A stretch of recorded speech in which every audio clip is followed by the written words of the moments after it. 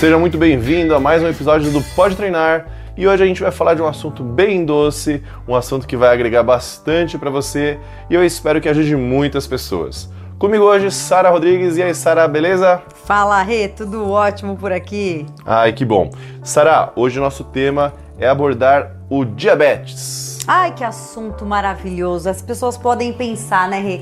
Diabetes, eu leio tanto sobre isso, já sei de qual é salteado o que fazer.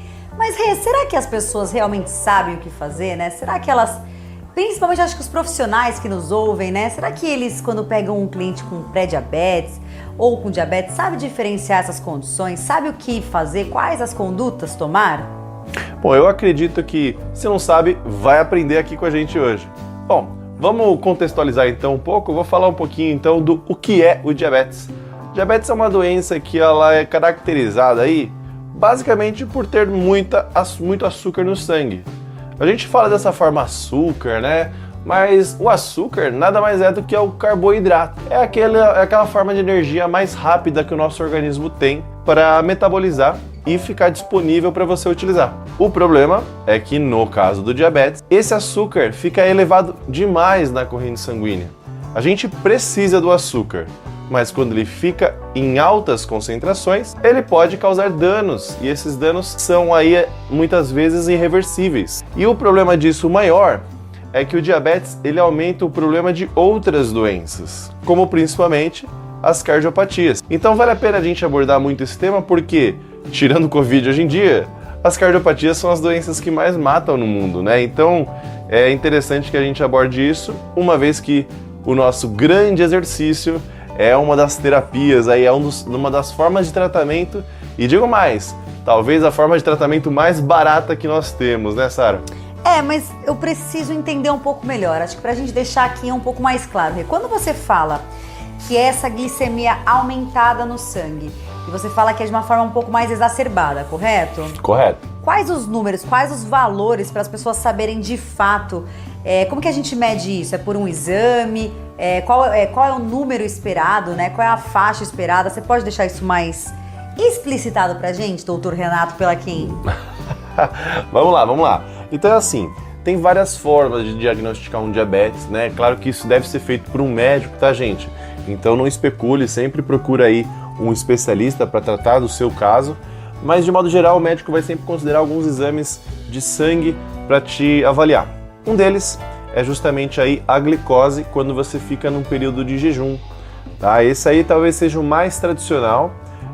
Em alguns locais eles estão até já diminuindo o tempo de jejum, dependendo da metodologia que foi solicitada, mas a glicose de jejum ela tem que ficar aí em torno de 100 para baixo, tá? Na verdade é abaixo de 100 quando a gente fica num grande jejum. Se você estiver num valor entre 100 mg por decilitro de glicose a 125, você está caracterizado como pré-diabetes, ou seja, você está com um pulinho ali, logo você pode, se não fizer nada por isso, pode evoluir para o caso aí de ter a doença mesmo. Ou seja, o negócio tá ficando difícil já, né? Já tá ficando ruim, né? Você tá ficando doce demais. Tava ruim, aí parece que piorou. Piorou. Joia, essa é a primeira forma, né? Talvez a mais comum. Um outro exame que o pessoal costuma utilizar é a hemoglobina glicada. O que é isso daí? Ô Rê, antes de você falar da hemoglobina, esse não é aqueles carinhas assim que é tipo histórico escolar, que você pode falar assim, mas no dia anterior eu sabia que eu ia fazer exame de sangue, eu não comi nada, que a gente ouve isso, né? Eu não comi nada errado um dia antes. Mas a hemoglobina glicada, eu gosto de brincar que ela é nosso histórico escolar. É verdade? É bem por aí, Sara, porque pensa comigo assim, o seguinte, como você citou na escola, né? Você vai lá, faz uma prova e um dia você vai bem, mas se você for ver ao longo de todos os trabalhos, todos os dias, teu professor sabe quando você deu uma roubadinha ou não, né? O médico vai fazer a mesma coisa, gente. Na verdade, os profissionais de saúde vão saber isso aí ao longo do tempo. Aí, pai, você que está ouvindo, meu pai é assim. Meu pai, quando soube que ia fazer exame na segunda, domingo, você tinha que ver a dieta rigorosa que ele entrou. Não vale alterar o exame, gente. Mas se você alterar, bom, na verdade você vai estar roubando, mas a gente tem como te pegar. Seguinte, a hemoglobina glicada, ela é uma forma de avaliar o quanto que a sua hemácia, né? As suas hemoglobinas, é a parte das células vermelhas do sangue, né?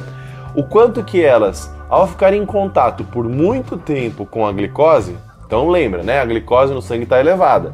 Quando vai juntando, e no sangue tá tudo junto ali, tá glicose, tá sistema imune, tá hemoglobina. Quando fica muito concentrado de açúcar, esse açúcar começa a aderir nas hemácias.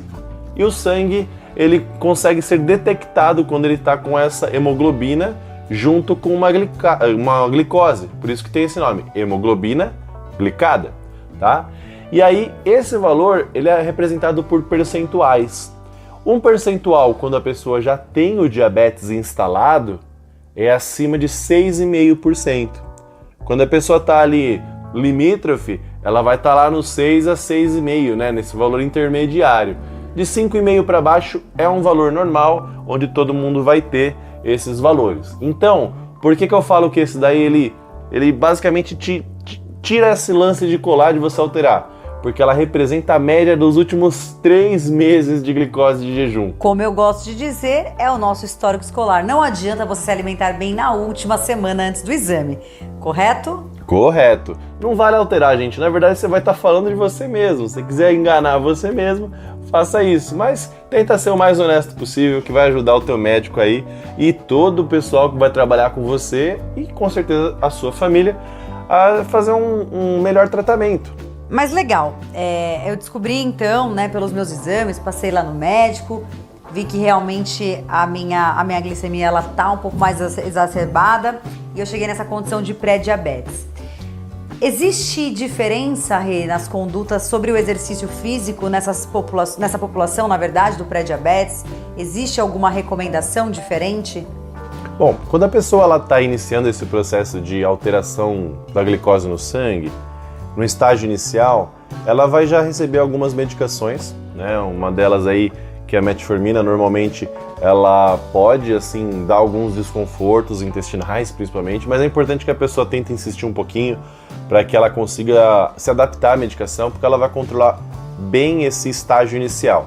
E o exercício vai correr por fora nisso daí. Quando a gente faz uma contração muscular, basicamente o que a gente faz no músculo é a mesma coisa que a insulina faz também no músculo. Ou seja, o problema disso tudo no diabetes do tipo 2, que é aquele quando a pessoa cria maus hábitos e ao longo da vida foi aí acrescentando muito carboidrato para dentro do corpo, isso faz com que a sua insulina não funcione direito. E a insulina é um hormônio que faz com que a glicose seja absorvida. Então calma aí, se o exercício ele consegue, né? Se você falou que na contração a gente consegue ter maior essa utilização de glicose. Eu consigo baixar, então quem é insulino dependente consegue baixar a quantidade da insulina utilizada por conta do exercício? Olha, a gente consegue melhorar a sensibilidade a esse hormônio que nós produzimos. E uma coisa muito legal, quando você faz a contração muscular, a insulina, ela abaixa na corrente sanguínea. Nosso corpo é muito inteligente. Ai, que corpo inteligente, né? Olha como a gente veio perfeito nesse mundo. Por que acontece isso? Porque justamente, se você faz um esforço físico e já vai consumir carboidrato, seu corpo entende, eu não preciso liberar um hormônio que faça isso. Perfeito. Ou seja, quando você faz uma contração muscular, você faz o mesmo mecanismo, só que de dentro da célula do músculo, né? Para fora. E a insulina vem de fora para dentro. Então, assim, é uma forma inteligente que o nosso organismo tem de também utilizar o carboidrato quando a gente está em maior necessidade. Ou seja, quando você vai contrair a tua perna, é a tua perna que vai consumir o carboidrato. Não vai ser só o seu dedinho do pé, só a sua sobrancelha. Então é importante que a gente fale isso, porque pensando dessa forma, o fato de você se mexer é quase que você fazendo o mesmo processo que uma insulina. E em relação ao tipo de atividade, existe alguma atividade um pouco mais recomendada que a outra, que apresenta maior benefício, como as atividades de característica mais aeróbia, ou as que têm mais, vamos dizer assim, mais características de força, treinos resistidos? Tem diferenças, ambas são importantes. O que a gente tem de recomendação é que se faça os dois moldes de treinamento, ou seja, façam caminhadas, façam aí pedaladas, enfim, todas essas atividades que são mais prolongadas, que a gente diz de ser atividades aeróbias, tá? Porém, é importante que você faça um fortalecimento muscular. Bom, a gente fez um estudo, Sara, lá no Instituto da Epipazanese, que foi muito legal. Qual? A gente pegou os pacientes que eram diabéticos e tinham problema no coração e fez com eles mesmos um dia só de treino aeróbio e um outro dia só de treino de força. A gente fez o mesmo tempo e a diferença que a gente teve da glicose inicial para o final desse tempo de exercício, que foi de meia hora, no aeróbio foi de menos 25% do valor inicial. Vamos dar um exemplo? Se estava 125, terminou em 100, tá? Nossa, é uma diferença extremamente significativa isso. Exatamente. Então a gente já vê aí uma forma de reduzir a glicose. Esse resultado foi no final da sessão? Foi ao final dessa sessão de 30 minutos. Quando a gente fazia 30 minutos de exercícios de força, né, os resistidos, a gente abaixou 14%. Então, se a gente pensar em aferir, né? Eu tô aferindo a glicemia do meu aluno antes da aula, vale, né? Vale, é importantíssimo fazer o controle glicêmico, tá? Pra eu saber esse parâmetro, mas a minha dúvida e questão, na verdade, é essa. Quando eu trabalho com um cliente que é diabético, todas as sessões eu inicio aferindo e finalizo as sessões aferindo também essa glicemia, controlo durante o treino. Como é que funciona isso? É importantíssimo que nas primeiras sessões você faça todas as aulas. Você tem que conhecer o seu aluno ou, se você é o aluno diabético, você tem que se conhecer. Isso que é o mais importante, seja cientista de você mesmo. Então começa a fazer um laboratório mesmo, começa a checar a glicose nos mesmos horários após as refeições e no caso do diabetes, aí do exercício, né, faça a aferição antes da sessão.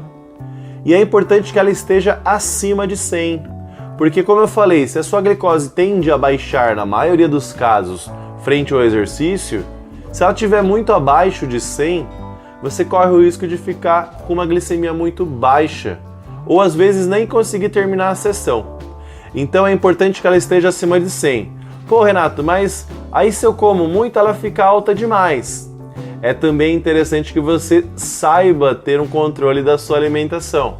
Ou seja, procura aí não explorar muito massas, doces, esses carboidratos que são mais simples, tá? Talvez valha a pena até a gente abordar o que são carboidratos, né, num outro episódio. Acho que vale, porque muita gente tem dúvida, né? Fala, mas aveia eu posso antes? E meus alunos mesmos perguntam, o que eu posso comer antes ou não, né? Porque cria essa dúvida muito nas pessoas. Mas assim, Rê, pra gente fechar aqui o episódio, quais as dicas que a gente pode fazer prática, que a gente pode começar a aplicar amanhã, né? Caso os profissionais estejam ouvindo e queiram aplicar nos seus clientes amanhã mesmo, ou as pessoas que são os próprios diabéticos, né, que às vezes não sabem muito bem como iniciar o exercício, tem um pouco de medo, às vezes sabe que tem algumas restrições, mas não sabem quais. E aí, o que você pode deixar de dica pra gente fechar aqui? O mais importante que eu falo para os meus alunos é o seguinte: não falte na aula, tá? Seja muito assíduo, porque se eu falei agora que o exercício ele consegue baixar a glicose, você tem que fazer isso todos os dias. Não foi de um dia para a noite que você se tornou diabético. Não foi do dia para a noite, então, que você vai mudar esse quadro. Mas é construindo um degrau de cada vez. Então, o primeiro passo é mantenha-se assíduo na sua atividade física. Faça todos os dias caminhadas, se você não tem aí um lugar para você treinar. Essa é a primeira dica que eu dou aí. Perfeito. Não falte, tá? É importantíssimo. Segunda dica que eu digo é o seguinte, gente, tente procurar atividades que você goste inicialmente, justamente para você não errar aí na primeira regra. Busque alguma coisa que seja agradável. Se for fazer caminhada, vai num lugar que você goste. Nesse período de pandemia, aí a gente talvez tenha mais restrições, mas não deixe de fazer. Pode fazer aí, sobe e desce um degrau da sua casa. Você pode fazer aí também atividades no lugar, fazer uma pequena corridinha, enfim, vai somando. Mas é importante, junto com a primeira dica, você monitorar como é que está a sua resposta da glicose antes e depois das aulas, tudo bem? Então essa é a segunda dica que eu dou aí para quem é diabético ou quem tem aluno diabético, tá bom? Terceira dica que eu dou aí, que é importante, gente, é importante que vocês tenham também um caderninho para vocês anotarem esses valores e levarem ao médico quando vocês forem passar em consulta. E mais do que isso, passem em consulta.